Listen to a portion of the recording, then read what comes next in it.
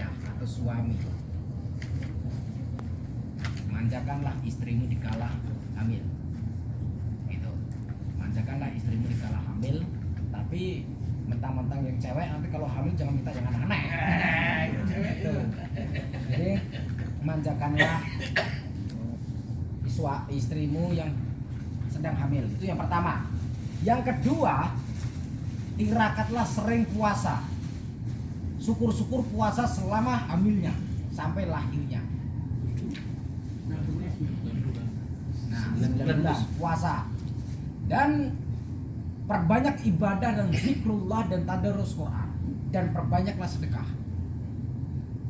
Itu yang kedua, ritualnya.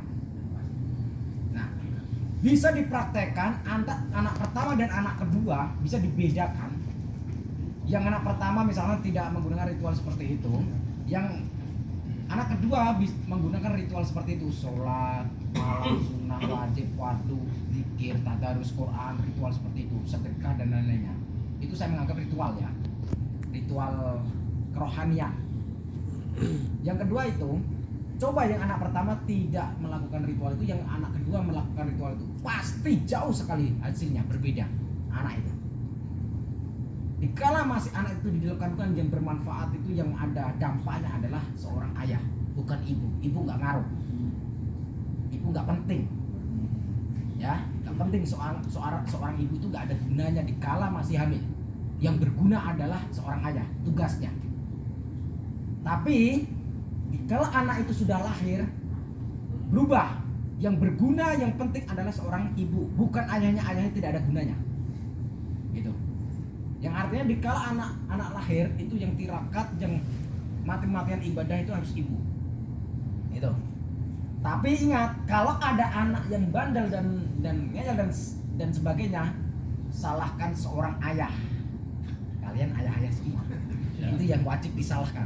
Kenapa? Karena dikala istri hamil tidak ada kepedulian tentang keturunan seperti itu.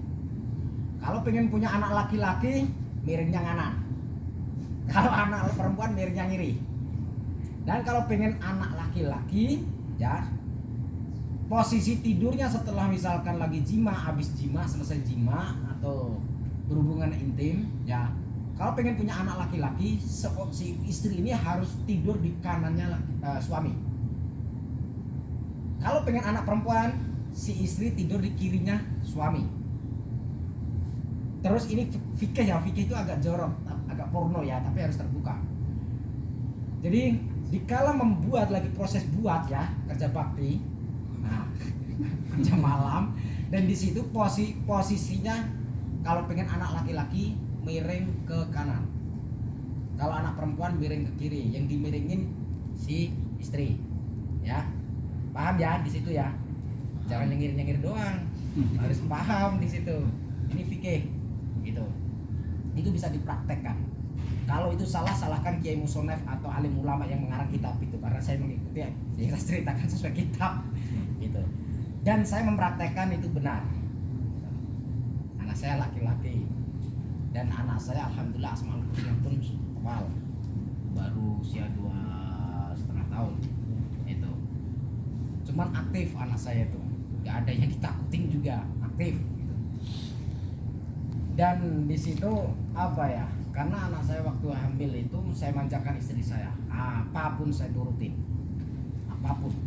Beli durian ya? Enggak, saya nggak suka durian. Nggak suka. Kemarin beli durian itu buat saya sendiri, saya ngidam. Yang ini kan calon anak kedua. Anak yang Muhammad Salahuddin Al-Qurtubi ini sama calon anak ini itu yang ngidam saya. Saya memang waktu menikah itu saya bilang sama istri, saya akan mengambil semua rasa ngidammu dikala kamu akan menghamil nanti. Gitu. Jadi sampai sekarang kalau istri saya hamil, yang ngidam saya. Saya pengen merasakan rasanya orang hamil itu enak nggak enaknya seperti apa. Jadi berbagi rasa aja, gitu loh. Jadi biar tahu rasanya ngidam memang luar biasa, stres gitu ya. Itu pening, ngidam saya itu pening lah. Ngidam yang anak kedua ini, saya itu boros. Saya pengen belanja yang mahal-mahal, gitu. Nah, dan di situ pengen makan yang enak-enak. Dan mudah bete, mudah marah. Untuk yang anak yang kedua ini mudah marah, mudah bete, mudah emosi dan sebagainya gitu.